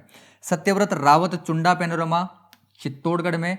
और बाटाड़ू कुआं, ये पैनोरमा नहीं है, ये तो एक्स्ट्रा इंफॉर्मेशन है। बाटाड़ू कुआं कहां पर है? बालोतरा, ये जो कि अभी नया जिला बन गया है, बालोतरा नया जिला बन चुका है। तो सत्यव्रत रावत चुंडा पैनोरमा ये चित्तौड़गढ़ में बनेगा और राणा पूंजा पैनोरमा उदयपुर में बनेगा। दोनों को याद रखना बहुत ज़्यादा इंपॉर्टेंट है। हालांकि ये तो आपको याद हो गया होगा, सत्यव्रत रावत चुंडा चित्तौड़गढ़ में, लेकिन राणा पूंजा पैनोरमा ये याद रखना कहाँ पर? उदयपुर में। बाटाड़ू कुआं ऑलरेडी आपको पता है कहाँ पर है, बालोतरा में।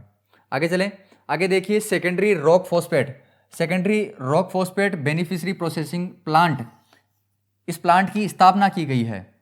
Secondary rock phosphate beneficiary processing जो प्लांट है ये स्थापित किया जाएगा कहां पर? मामादेव जो कि कहां पर है? उदयपुर में। तो मामादेव उदयपुर में इस secondary rock phosphate beneficiary processing plant की स्थापना की जाएगी। कौन सी कंपनी के द्वारा स्थापना की जाएगी? Messrs 3S minerals processors private limited.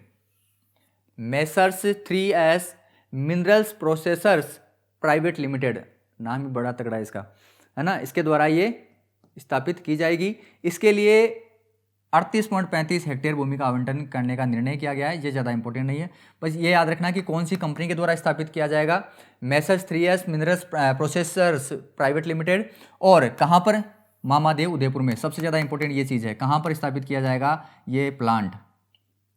Secondary rock phosphate beneficiary processing plant. इसको बोल के देखो एक बार, जीभ भयंकर तरीके से पलटी मार जाती है। Secondary rock phosphate beneficiary processing plant, ये कहाँ पर लगाया स्थापित किया जाएगा, मामादेव कहाँ पर, उदयपुर में। ओके, और किसके द्वारा, Messrs 3S minerals processors private limited के द्वारा। ओके, आगे चलें।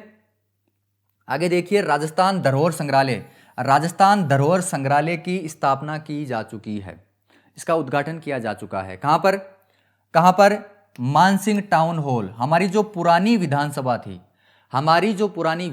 थी वो मानसिंह टाउन हॉल के अंदर थी।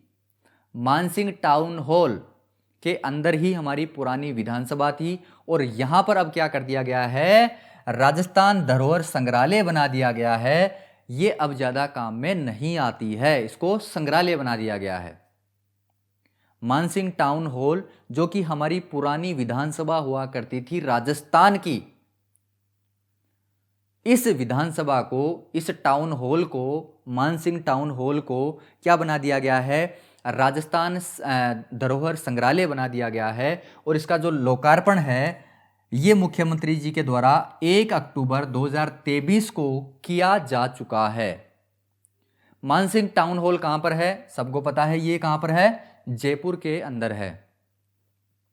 दोबारा से अगर मैं बताना चाहूं तो राजस्थान धरोहर जो संग्रहालय है, इसका लोकार्पण 1 अक्टूबर 2023 को हमारे मुख्यमंत्री गहलोत साहब जी के द्वारा किया जा चुका है।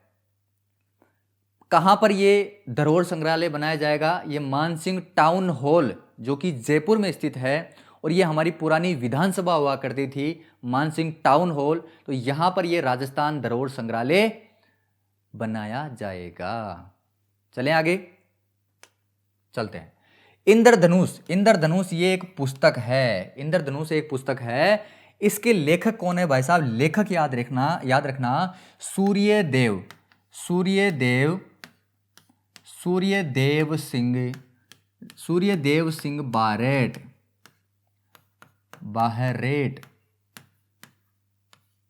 ओके, सूर्यदेव सिंह बाहरेट बोल दीजिए या बारेट बोल दीजिए, जो कि पद्मश्री से सम्मानित भी हैं। ये पद्मश्री से पुरस्कार से सम्मानित भी हैं। कौन, सूर्यदेव सिंह जी बारेट। इनके द्वारा पुस्तक लिखी गई है इंद्रधनुष।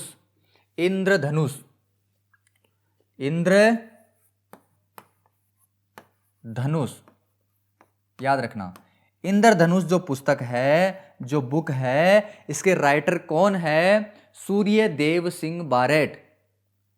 इंद्रधनुष पुस्तक के लेखक कौन है, सूर्यदेव सिंह बारेट। कौन सी पुस्तक के लेखक हैं ये, इंद्रधनुष के। सूर्यदेव सिंह बारेट पद्मश्री से सम्मानित हैं। आगे चलें। इस पुस्तक का जो विमोचन है, ये सामाजिक न्याय और अधिकारिता का जो मंत्री है कौन, टीकाराम जूली। अब तो पूरे चेंज हो गए हैं, बीजेपी की गवर्नमेंट आने वाली है तो पता नहीं अब क्या होगा, लेकिन सामाजिक न्याय और अधिकारिता जो मंत्री टीकाराम जूली जी हैं, इनके द्वारा 1 अक्टूबर 2023 को इस पुस्तक का विमोचन किया गया। आगे चलें, याद हो गया। आगे देखिए, अंतर्राष्ट्रीय वृद्धजन दिवस कब मनाया गया, 1 अक्टूबर 2023 को। याद रखना, अंतर्राष्ट्रीय वृद्धजन दिवस कब मनाया जाता है, 1 अक्टूबर को।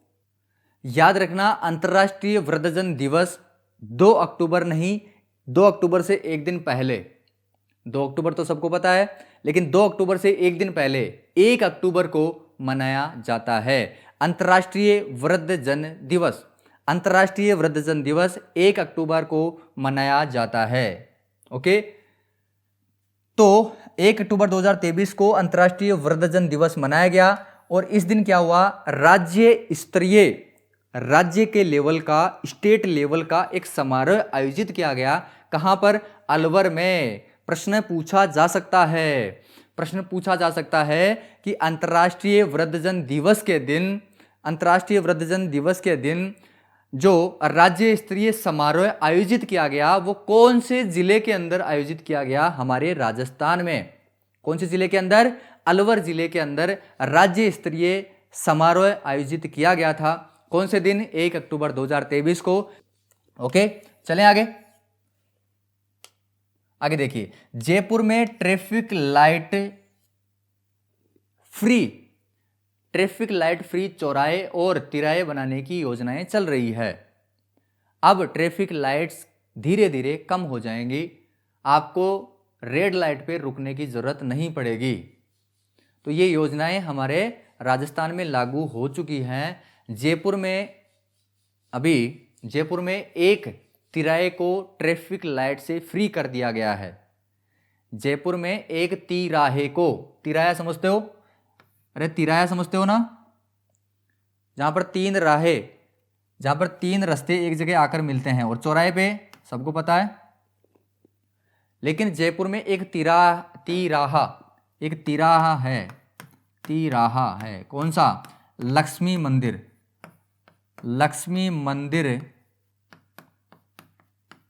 तिराहा। लक्ष्मी मंदिर तिराहा है। इसको ट्रैफिक लाइट से फ्री कर दिया गया है। याद रखना, बहुत ज्यादा इंपॉर्टेंट है। लक्ष्मी मंदिर तिराहा, इसको ट्रैफिक लाइट फ्री कर दिया गया है। सिग्नल फ्री तिराहा लक्ष्मी मंदिर तिराहा है। कहां पर? जयपुर में ट्रैफिक लाइट फ्री चौराहे बनाने की योजनाएं चल रही है। ओके, कुछ एमसीक्यूज हैं जिनके आंसर मैंने पहले लिख दिए हैं। अब बताओ, ऑलरेडी आपने पढ़ लिया होगा।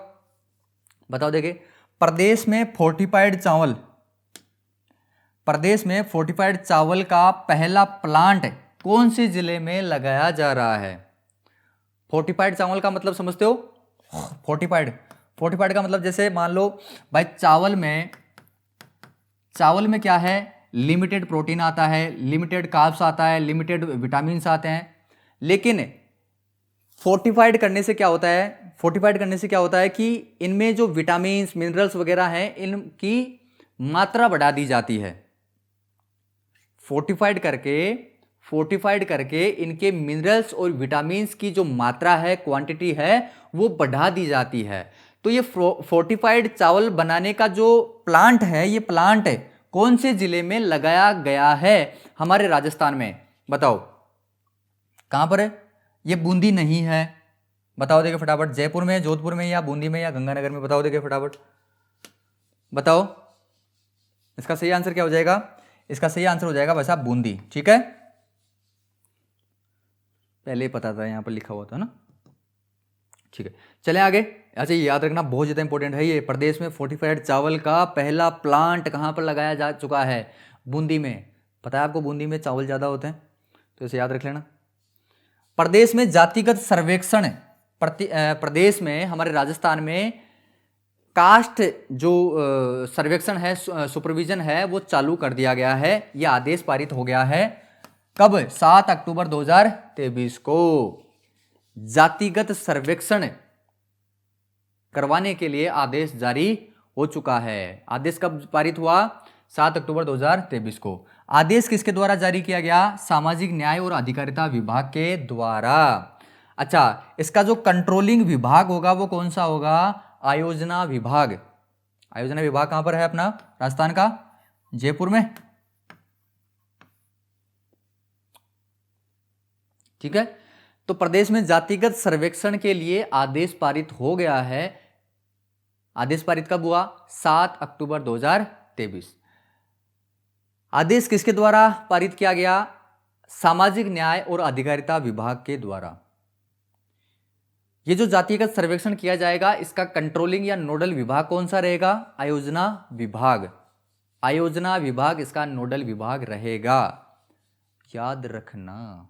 चले आगे।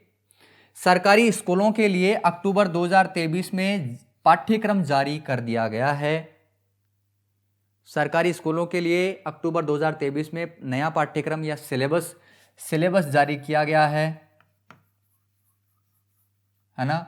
इस सिलेबस में खास बात पता क्या है कि पहली कक्षा से ही कंप्यूटर शिक्षा को अनिवार्य कंपल्सरी कर दिया गया, क्योंकि आने वाला युग कंप्यूटर का युग रहेगा, इसलिए पहली क्लास से ही कंप्यूटर को अनिवार्य कर दिया गया है।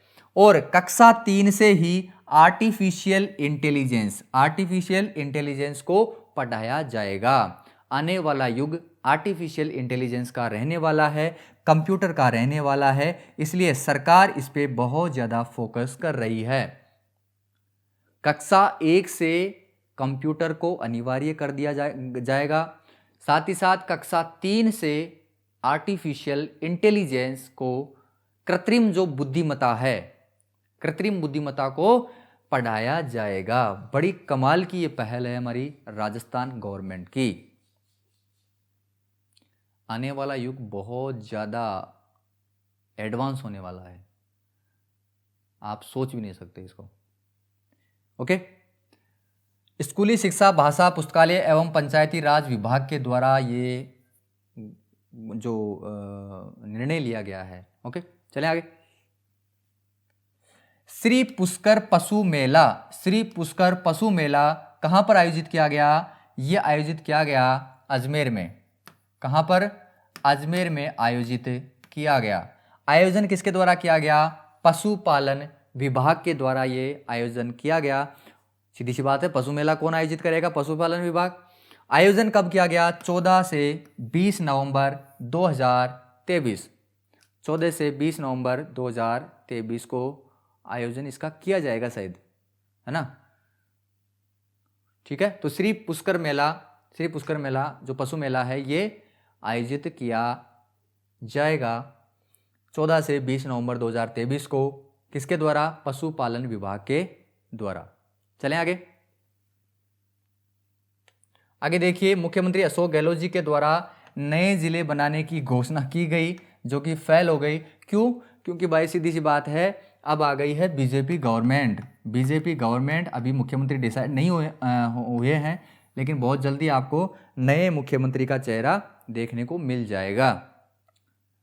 बहुत कुछ लागू करने के बाद, बहुत कुछ मेहनत करने के बाद कांग्रेस गवर्नमेंट वापस से रिपीट नहीं हो पाई, ये हमारा दुर्भाग्य है।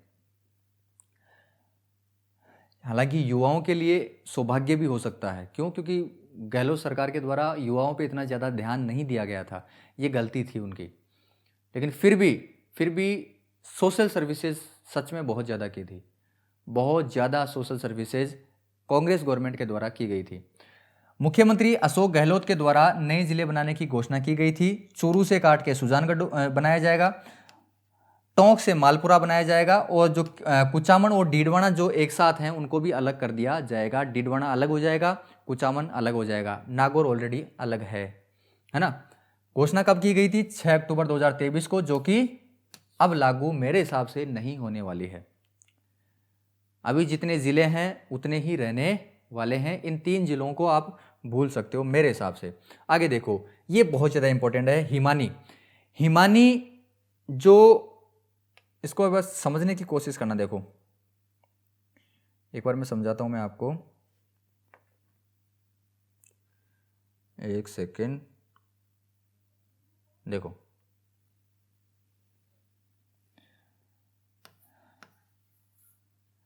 ये घोड़ी नंबर 1, घोड़ी नंबर 2, समझने की कोशिश करना। देखो इधर है भाई साहब घोड़ा, ठीक है। अब देखो क्या होता है कि अब धीरे धीरे आपको भी पता होना चाहिए कि भाई घोड़ी और जो घोड़े हैं इनकी संख्या लगातार गिर रही है, इनकी संख्या लगातार गिर रही है। और जो आने वाली जो अभी नस्लें आ रही है वो नस्लें पहले के बजाय ज़्यादा ताकतवर नहीं हैं, वो कमज़ोर होती जा रही हैं। तो अब क्या किया है गवर्नमेंट ने घोड़ों के वीर्य को क्या किया गया है, क्रायो प्रिजर्व किया गया है, मतलब इनको कोल्ड स्टोरेज किया गया है। और क्रायो प्रिजर्व का मतलब है कि -160 के आसपास, -160 डिग्री टेम्परेचर में इनके वीर्य को क्या किया जाता है, स्टोर किया जाता है, जिससे क्या होता है कि जो वीर्य की जो क्वालिटी है वो क्वालिटी डाउन नहीं होती है। अच्छी नस्ल का जो घोड़ा है उसके वीर्य को निकाल के, स्पर्म को निकाल के इनको क्रायो प्रिजर्व किया जाता है। बाद में क्या किया जाता है, घोड़ियों के गर्भ में इनको डालकर इनका निषेचन किया जाता है, अंडाणु के साथ निषेचन किया जाता है। लेकिन ध्यान देना, ऐसे भी हो सकता है कि कोई घोड़ी क्या हो सकती है, बांझ हो सकती है, बांझ हो सकती है। बांझ होने का मतलब इनके गर्भ में जो स्पर्म है वो स्पर्म अंडाणु के साथ नहीं जुड़ते हैं। कई बार ऐसा हो जाता है, अंडाणु के साथ स्पर्म जो शुक्राणु है वो शुक्राणु जुड़ नहीं पाते हैं, निषेचन इनका नहीं हो पाता है। तो क्या किया जाता है, इस घोड़े के वीर्य से स्पर्म से शुक्राणु लेके जो स्वस्थ घोड़ी है इस स्वस्थ घोड़ी के गर्भ में इसको डाला जाता है। और यहां से निषेचन करवाने के बाद में लगभग 6 दिन का, 5 या 6 दिन का जो भ्रूण होता है, जो छोटा बच्चा होता है 5 या 6 दिन का, उस बच्चे को इसके गर्भ से हटा के जो बांझ घोड़ी होती है, इस बांझ घोड़ी के गर्भ में इसको स्थापित कर दिया जाता है। समझ रहे हो क्या, प्रत्यारोपित इस भ्रूण को कर दिया जाता है। तो ये जो हिमानी जो घोड़ी है, ये हिमानी, राज हिमानी बोल दीजिए या ओनली हिमानी बोल दीजिए। तो ये घोड़ी जो है ये इसी तरीके से, ये घोड़ी का जो बच्चा है ये इसी तरीके से पैदा हुआ है।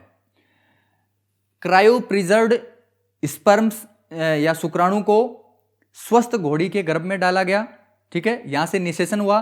और इस निषेचन से जो भ्रूण बना, छोटा बच्चा जो बना 5-6 दिन का, इस भ्रूण को जो घोड़ी जो बांझ थी, जो बच्चे पैदा करने में सक्षम नहीं थी, इस घोड़ी के गर्भ में इस भ्रूण को प्रत्यारोपित किया गया और यहां से बच्चा पैदा किया गया। और इस बच्चे का नाम क्या रखा गया, राज हिमानी। समझ गए क्या राज हिमानी क्या है, सिंपल सी बात है। चलें आगे। अब देखिए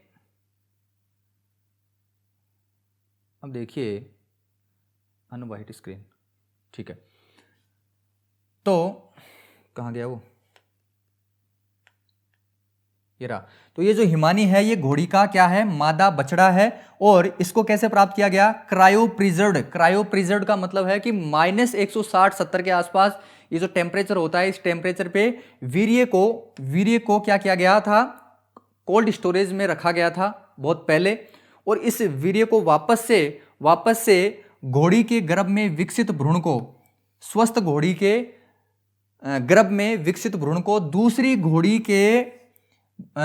घोड़ी के गर्भ में प्रत्यारोपित करके इस राज हिमानी को प्राप्त किया गया है। यह समझ में आ गया होगा। किसके द्वारा, राष्ट्रीय उष्ट्र अनुसंधान केंद्र, जो कि कहां पर है, बीकानेर में है।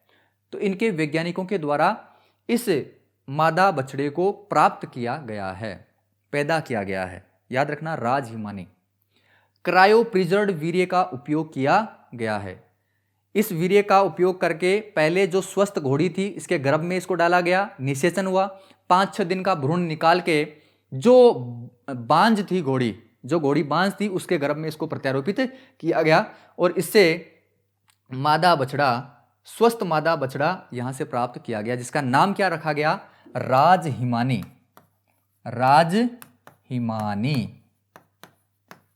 ये रही राज हिमानी, ठीक है। याद रखना ये बहुत ज्यादा इंपॉर्टेंट है। ये वाला भी राष्ट्रीय उष्ट्र अनुसंधान केंद्र जो कि बीकानेर में है, यहां के वैज्ञानिकों के द्वारा ये खोज की गई है या एक तरीके से ये टेस्ट किया गया है। चलें आगे, चले क्या, आगे देखिए कौन से स्टार्टअप एक्सीलरेटर कंपनी के द्वारा स्टार्टअप एक्सचेंज 4.0 का आयोजन 4 से 5 नवंबर 2023 को जयपुर में किया जाएगा। इन फ्यूचर कब किसके द्वारा किया जाएगा? कौन सी स्टार्टअप एक्सीलेटर कंपनी है जिसके द्वारा स्टार्टअप एक्सीलेंस 4.0 का आयोजन किया जाएगा? कब? 4 से 5 नवंबर 2023 को। कहां पर? जयपुर में। कौन से स्टार्टअप एक्सीलेटर कंपनी का यह काम रहेगा? यह रहेगा राजस्थान कैटलिस्ट ग्रुप का। राजस्थान कैटलिस्ट ग्रुप का ये काम रहेगा। चले आगे।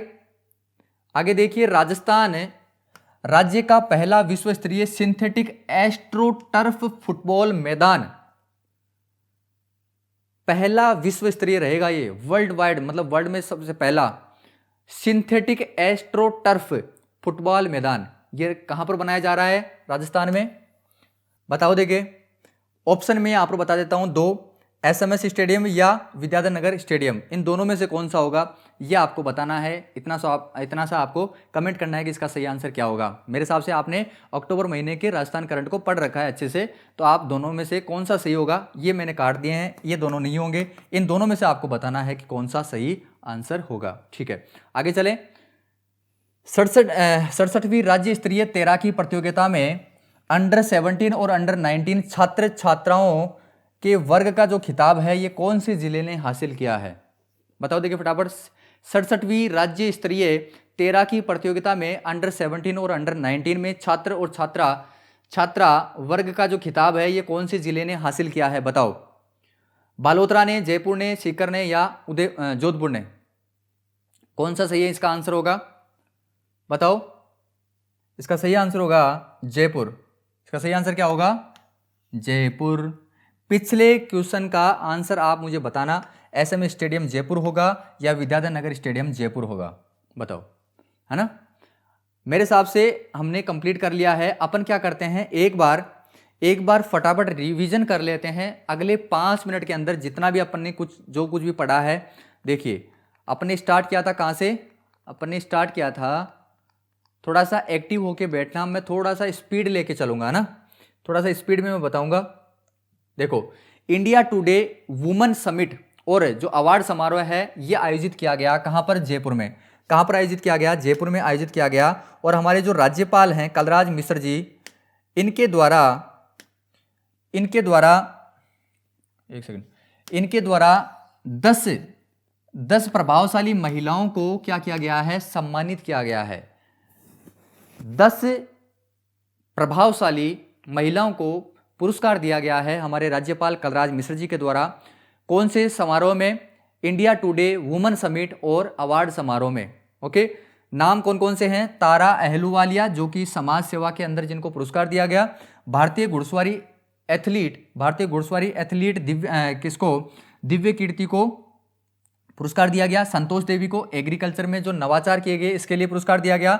राजसमंद के पिपलांतरी गांव में 18 वर्षों से नवाचार कर रही हैं कौन? अनीता पालीवाल। तो अनीता पालीवाल जी को पर्यावरण संरक्षण के लिए पुरस्कार दिया गया। आगे देखिए, प्रीति चंद्रा को उत्कृष्ट प्रशासनिक सेवा के लिए पुरस्कार दिया गया। इसके बाद में नीरू यादव को ग्रामीण विकास के लिए, डॉक्टर कृति भारती को बाल विवाह रोकने के लिए, डॉक्टर मेवा भारती को श्रमिक महिला अधिकार दिलाने के लिए, महिलाओं को जो श्रमिक हैं उनको अधिकार दिलाने के लिए डॉक्टर मेवा भारती को पुरस्कार दिया गया। मोनिका जांगिड़ को दिव्यांग बच्चों के लिए अच्छे काम करने के लिए इनको पुरस्कार दिया गया। और वसुंधरा जी चौहान को अदम्य साहस दिखाने के लिए पुरस्कार दिया गया। तो ये थी 10 महिलाएं, 10 प्रभावशाली महिलाएं जिनको राज्यपाल कलराज मिश्र जी के द्वारा पुरस्कृत किया गया था India today women summit and award समारोह में। कहां पर आयोजित किया गया था? ये जयपुर के अंदर। कब आयोजित किया गया? 26 अक्टूबर 2023 को। ओके, आगे चलते हैं। देखो, स्वतः योजना ये ऑटो सर्विस डिलीवरी है, रियल टाइम पर ऑटो सर्विस डिलीवरी है। इसमें क्या होगा कि जो राजस्थान के जितने भी पात्र नागरिक हैं, जो भी क्वालिफाइड बंदे हैं, उनको बिना किसी एप्लीकेशन के, बिना आपको आवेदन किए उनको क्या मिलेगा? जिन योजनाओं के लिए वो योग्य हैं उन योजनाओं का घर बैठे लाभ मिल सकेगा। तो ये ऑटो सर्विस डिलीवरी है, रियल टाइम पे ऑटो सर्विस डिलीवरी सिस्टम है किसके द्वारा चलाया जाएगा? ये सूचना प्रौद्योगिकी जो सूचना प्रौद्योगिकी और संचार विभाग है हमारे राजस्थान का, उसके द्वारा ये चलाया जाएगा। ये सिस्टम ऐसा लॉन्च किया जाएगा। लेकिन केंद्र सरकार में, लेकिन कांग्रेस सरकार को हमने सपोर्ट नहीं किया, हो सकता है कि ये लागू ना हो। इसमें क्या होगा कि 5 साल में जो 14 डिपार्टमेंट हैं, 14 डिपार्टमेंट हैं, इन 14 डिपार्टमेंटों की जो 79 योजनाएं हैं, इन 79 योजनाओं का घर बैठे लाभ मिल सकेगा बिना किसी आवेदन के। ओके, आगे चलते हैं। आगे देखिए, प्राकृत भाषा और साहित्य अकादमी का, प्राकृत भाषा एवं साहित्य अकादमी की स्थापना के लिए स्वीकृति मिल चुकी है राज्य मंत्रिमंडल की। और ये जो स्वीकृति है ये 1 अक्टूबर 2023 को मिली है। ध्यान दीजिए, इसमें क्या होगा, जैन भाषा के जो साहित्य हैं, इन साहित्य को संरक्षण इसके अंदर दिया जाएगा। साथ ही साथ क्या होगा, जो प्राकृत भाषा के उच्च स्तरीय ग्रंथ हैं, पांडुलिपियां हैं और साहित्य जो कोश हैं, साथ ही साथ जो शब्दावली हैं, इनको क्या किया जाएगा, इनकी निर्देशिका तैयार की जाएगी इस अकादमी के द्वारा। प्राकृत भाषा एवं साहित्य अकादमी, इसकी स्थापना के लिए 1 अक्टूबर 2023 को मंत्रिमंडल के द्वारा ये स्वीकृति प्रदान की जा चुकी है। आगे देखिए, सोलर प्रोजेक्ट के लिए हमारी सरकार ने भूमि का आवंटन कर दिया है। किसको? एनटीपीसी रिन्यूएबल एनर्जी लिमिटेड को राजस्थान में दो जगह इनको सोलर प्रोजेक्ट लगाने के लिए भूमि का आवंटन किया गया है। पहला तो है जोधपुर में जो भड़ला है, यहाँ पर 500 मेगावाट सोलर प्रोजेक्ट लगाने के लिए भूमि दी गई है। साथ ही साथ बीकानेर में जो कालासर है और साथ ही साथ जो जोगनाथ नगर है, यहाँ पर इनको 370 मेगावाट सोलर प्रोजेक्ट लगाने के लिए एनटीपीसी रिन्यूएबल एनर्जी लिमिटेड को भूमि का आवंटन किया गया है। आगे देखिए, त्रिशक्ति बहुआयामी जो अभियान है, ये हमारी भारत की तीनों जो सेनाएं हैं, इंडियन एयरफोर्स, इंडियन नेवी और इंडियन आर्मी, इन तीनों सेनाओं के द्वारा हमारे थार के मरुस्थल में, कहाँ पर? थार के मरुस्थल में ये त्रिशक्ति बहुआयामी इस अभियान का आयोजन किया गया था, ताकि ये जो तीनों सेनाएं हैं ये मिलकर किस तरीके से काम कर सके, किस तरीके से इनके बीच में समन्वय स्थापित किया जा सके, इसको बढ़ावा देने के लिए इस अभियान का आयोजन किया गया था। आगे देखिए, आनंद स्वरूप इनको अभी राजस्व खुफिया और जो आर्थिक अपराध महानिदेशालय है, इस महानिदेशालय का महानिदेशक नियुक्त किया गया है। किनको? आनंद स्वरूप जी को किसका महानिदेशक बनाया गया है? राजस्व खुफिया और आर्थिक अपराध महानिदेशालय,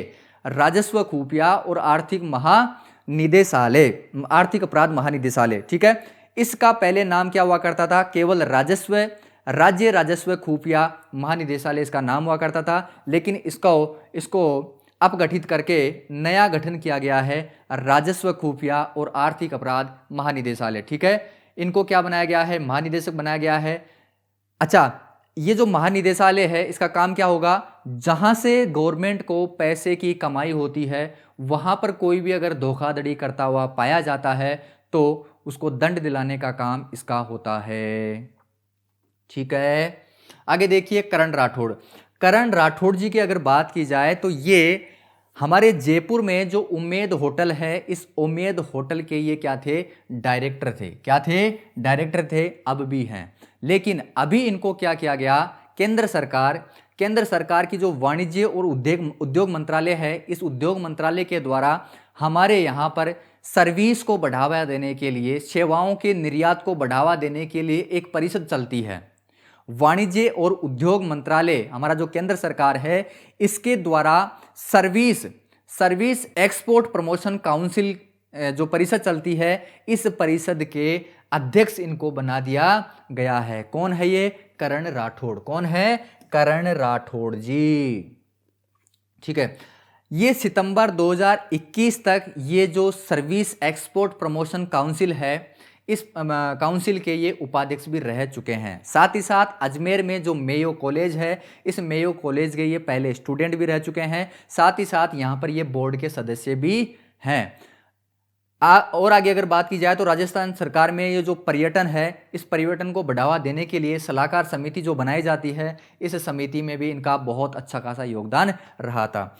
सर्विस एक्सपोर्ट प्रमोशन के लिए, प्रमोशन को बढ़ावा देने के लिए जो नोडल संगठन होता है वो कौन सा होता है? Service export promotion council. Okay, आगे बात की जाए तो धर्मचंद जैन, डीसी जैन, आईपीएस अधिकारी डीसी जैन की अगर बात की जाए तो राजस्थान कैडर के ये 1991 के ये आईपीएस ऑफिसर हैं और ये टोंक जिले के रहने वाले हैं। बूंदी और झालावाड़ के ये एसपी भी रह चुके हैं। और सीबीआई के अभी वर्तमान में इनको क्या किया गया है?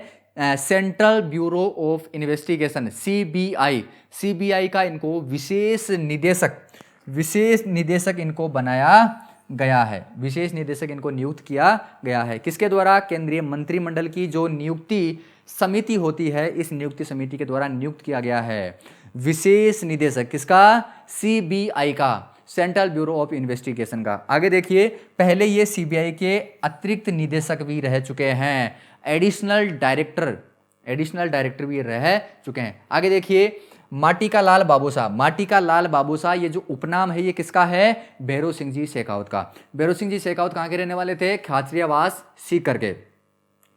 माटिका लाल बाबूसा, ये जो उपनाम है ये भैरव सिंह शेखावत जी का है। और ये जो हैं भैरव सिंह शेखावत जी, ये हमारे भारत के पूर्व उपराष्ट्रपति भी रह चुके हैं और हमारे राजस्थान के ये पूर्व मुख्यमंत्री भी रह चुके हैं। माटिका लाल बाबूसा ये एक पुस्तक है जिसके लेखक कौन है? पत्रकार हैं कौन? जितेंद्र सिंह शेखावत। तो जितेंद्र सिंह शेखावत जी के द्वारा ये पुस्तक लिखी गई है। जितेंद्र सिंह शेखावत जी के द्वारा माटिका लाल बाबूसा एक पुस्तक लिखी गई है। ओके, इस पुस्तक का जो विमोचन है राज्यसभा के जो सदस्य हैं घनश्याम तिवाड़ी, उनके द्वारा विमोचन किया गया। कब? 23 अक्टूबर 2023 को। ठीक है, आगे बात करते हैं सुंदर सिंह जो गुर्जर हैं, इन्होंने एशियन पैरा खेल 2022 में भाग लिया था F46 स्पर्धा में और इन्होंने 68.60 मीटर भाला फेंककर विश्व रिकॉर्ड कायम किया था और विश्व रिकॉर्ड में इनको क्या मिला है? गोल्ड मेडल मिला है। एशियन पैरा खेल कहने का मतलब ये विकलांगों के खेल में भाग इन्होंने लिया था। सुंदर सिंह गुर्जर ने एशियन पैरा खेल 2022। ठीक है, कहाँ के रहने वाले हैं? ये करौली राजस्थान के। तो इनके लिए एक बार लाइक ज़रूर हो जाए। विकलांग होने के बावजूद भी इन्होंने विश्व रिकॉर्ड कायम किया है और साथ में गोल्ड मेडल भी हमारे भारत देश के लिए लेकर आए हैं। तो ऐसे लोगों के लिए एक लाइक तो बनता है। आगे देखिए, अवनी लेखरा बहुत ज़्यादा इंपॉर्टेंट है।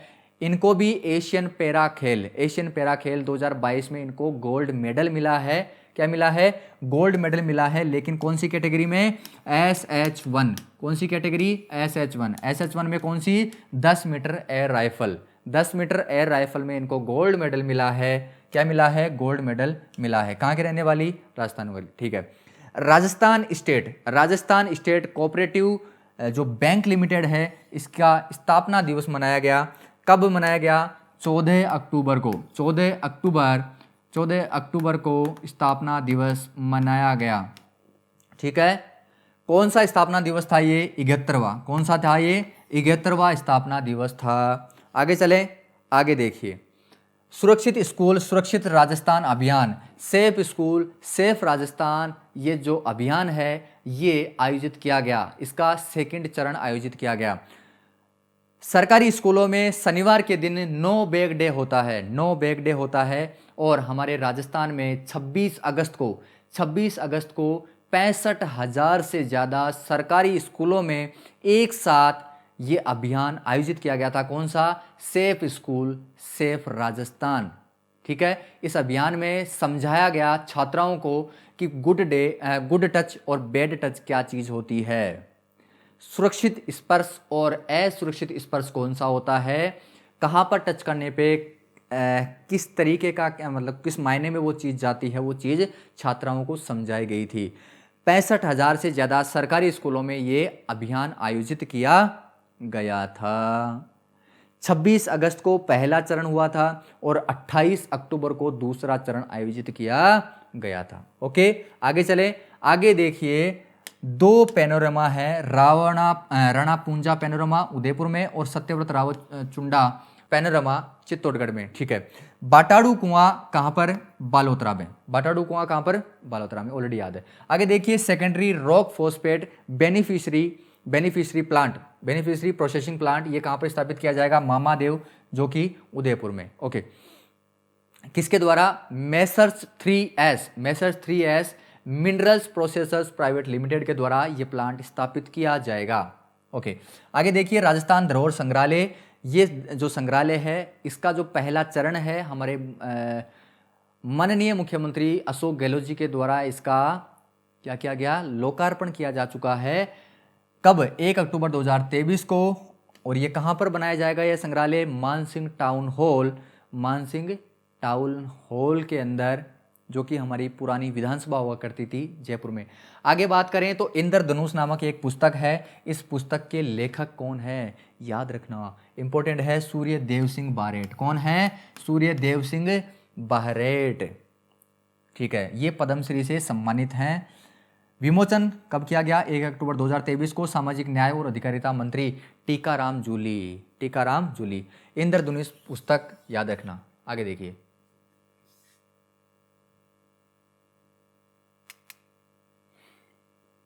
अंतर्राष्ट्रीय वृद्धजन दिवस 2 अक्टूबर के एक दिन पहले अंतर्राष्ट्रीय वृद्धजन दिवस 1 अक्टूबर 2023 को राज्य स्तरीय समारोह आयोजित किया गया। कहां पर? अलवर में। ठीक है, जयपुर में ट्रैफिक लाइट फ्री चौराहे बनाने की योजनाएं चल रही है, जिसमें सबसे पहले एक तिराया है, जयपुर में एक तिराया है, लक्ष्मी मंदिर तिराहा। इसको अभी क्या कर दिया गया है? सिग्नल फ्री कर दिया गया है, लाइटों से फ्री कर दिया गया है। प्रदेश में फोर्टिफाइड चावल बनाने का प्लांट स्थापित कर दिया गया है। कहां पर? बूंदी में। आगे देखिए, प्रदेश में जातिगत सर्वेक्षण के लिए 7 अक्टूबर 2023 को आदेश जारी हो चुका है। और यह आदेश किसके द्वारा जारी किया गया? सामाजिक न्याय और अधिकारिता जो विभाग है उसके द्वारा। नोडल विभाग कौन सा रहेगा इस सर्वेक्षण का? इसका रहेगा आयोजना विभाग जयपुर। ठीक है, सरकारी स्कूलों के लिए अक्टूबर 2023 में सिलेबस जारी किया गया। इसमें याद रखना, कक्षा 1 से कंप्यूटर को अनिवार्य कर दिया और कक्षा 3 से क्या कर दिया गया? आर्टिफिशियल इंटेलिजेंस, जो कृत्रिम बुद्धिमत्ता है, इसको अनिवार्य कर दिया गया है। आगे देखिए, श्री पुष्कर मेला अजमेर में आयोजित किया जाएगा पशुपालन विभाग के द्वारा। कब से कब तक? 14 से 20 नवंबर 2023। आगे देखिए, मुख्यमंत्री अशोक गहलोत जी के द्वारा 3 नए जिले बनाने की जो घोषणा थी वो उनके साथ ही चली गई। हिमानी जो है, इसमें मैंने आपको बहुत अच्छे तरीके से बता रखा है।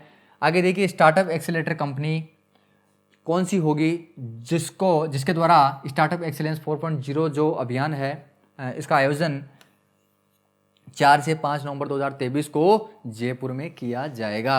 ये कौन सी कंपनी रहेगी? ये रहेगी Rajasthan catalyst group. Okay, Rajasthan राज्य का पहला विश्व स्तरीय सिंथेटिक एस्ट्रोटर्फ फुटबॉल मैदान ये कहाँ पर बनाया जाएगा? ये बनाया जाएगा, बताओ देखिए फटाफट, इन दोनों में से आपको बताना है। अभी तक आपने कमेंट नहीं किया, कमेंट करके बताओ इन दोनों में से कौन सा होगा। आगे देखिए, 67वीं राज्य स्तरीय तैराकी जो प्रतियोगिता है, इस प्रतियोगिता में अंडर 17 और अंडर 19 जो छात्रों छात्रों की वर्ग का खिताब है, ये कौन सी जिले ने जीता भाई? ये जीता जयपुर ने। तो बड़ी ही एनर्जी के साथ मैंने ये अक्टूबर महीने का राजस्थान करंट कंप्लीट किया है।